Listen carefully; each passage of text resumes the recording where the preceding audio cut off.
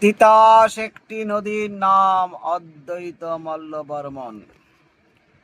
কিন্তু সত্যি কি ব্যস্ততা নাই, যে মানুষটা একগা ঘাম লইয়া খেতে কাজ করিয়া বাড়ি গেল, তার ভাত বাড়িয়া দিবার লোকের মনে ব্যস্ততা থাকিবি তো।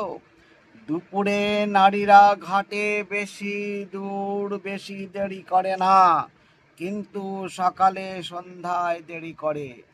পুরুষেরা একজন কিছু বলে না, তারা জানে এ নদী দিয়া কোনো সদাগরের নৌকার আসা যাওয়া নাই। শীতে বড় কষ্ট, গম গম করিয়া জলে নামিতে পারে না, জল খুব কম, সারা গা তো ডুবি না, কোমর অবধিও ডোবে না। শীতের কনকনে ঠান্ডা জলে হুম করিয়া ডুবিয়া ভাসিয়া উঠিবার উপায় নাই। একটু একটু করিয়া শরীর ভিজে, মনে হয় একটু একটু করিয়া শরীরের মাংসের ভিতর চুরি চালাইতেছে কেউ।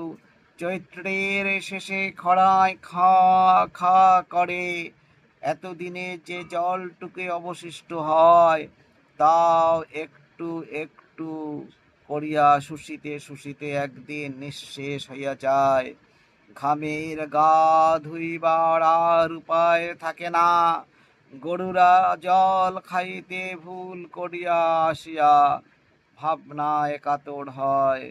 মাঘের মাঝামাঝি সর্ষে ফুলে আর কড়াই মটরের সবজিমায় দুই পরে নকশা করা ছিল।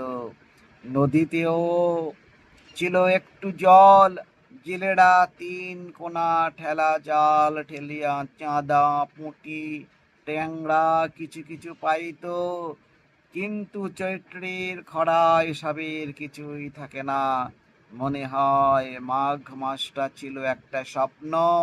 চারদিক ধু ধুর সোতায় কাতরায়, লোকে বিচলিত হয় না, জানে তারা এই সময় এমন হয়। তিতাস একটি নদীর নাম, অদ্বৈত মল্লবর্মন।